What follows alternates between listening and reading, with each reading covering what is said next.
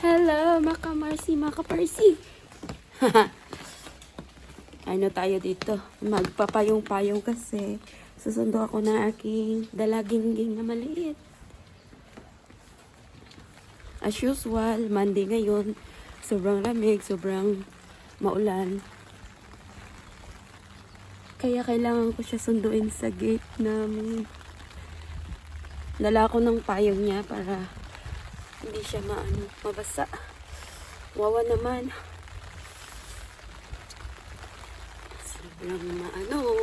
Sobrang malamig.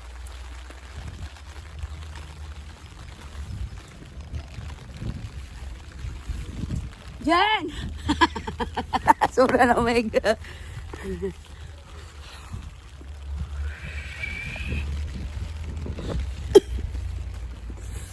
Dito tayo sa sports car ni Bonso. Lit-lit. Sobrang lamig. Ayan o. Lit ng kotse ni Bonso. Tinatawag namin Bonso. Yung anak. Kapatid ng amo ko. Bunso nga. Yung kapatid niyang lalaki. Sobrang lamig. Grabe. Payang!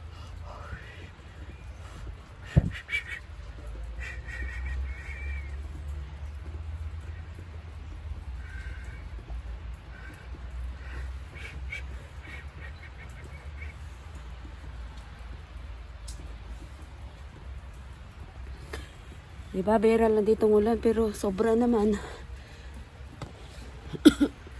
Ay, grabe. Sobrang lamig. Oh. But, dito sa ilalim ng kabundukan.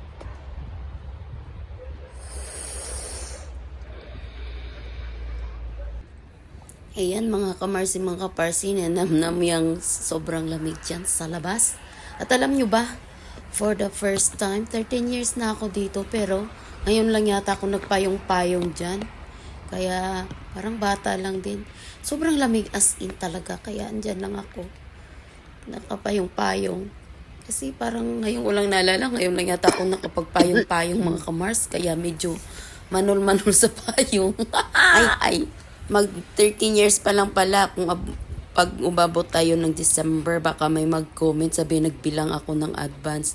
Ayun, inayos lang natin.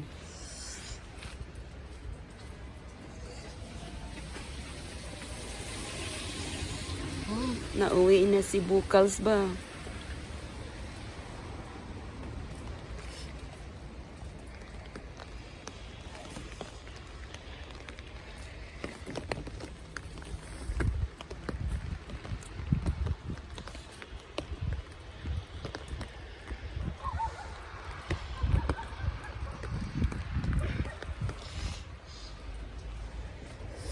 Ang aming kapalaran.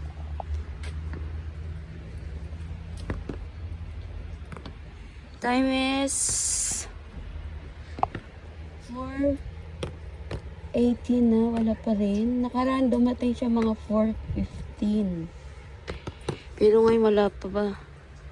Na yung mga guys, so yung pagpa-flower ng mga punong kahoy. Yung cherry blossom. Yan na, ganyan ang gate bukas. Sarap pala yung magpaulan-ulan dito na hindi naman dapat ka magpaulan. Ay, na-close na ang gate. Rain, go away. Dito tayo magtambay sa garahe. Uy, wala pa rin ang bunso. Ano ba yan? Traffic kasi maulan. Itong puno ng olives na dito, hindi wala siyang bunga. Dito.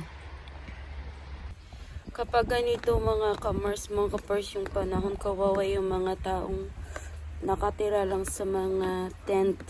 Kasi marami din dito sa ditong lugar, marami ditong mga refugees na kinukup-kup ng government. Tapos dito lang sila nakatira sa mga Meron silang mga tent house. Pag ganito sobrang lamig, naku po, Diyos ko. Siguro, kung walang mga heater or ano yung ginagamit, siguro manigas na yung tao sa lamig pag ganito. Kawawa, ano kaya? Yung mga laga ko ayaw nila. Kaming mga OFW dito, mini-wish namin na magkaroon ng snow. Pero yung mga dito, ayaw nila, especially mga laga ko, ayaw nila mag-snow kasi daw kawawa yung mga taong mga nasisira yung bahay, yung sa kadikit bansa dito, tsaka yung mga walang tirahan na hindi talaga taga rito, kawawa, kaya ayaw nila na sobrang malamig, sobrang maniligas yung mga braso, kamay, daliri, paa, binti, mga ganun ba. Sobra. Ang tagal naman ni bunso ko. Anong oras na mga Mars? Mga 4:30 na. Wala pa siya. Ano ba yun? Wawa. Ay, nabasa ang aking cellphone. Baka mag-moist.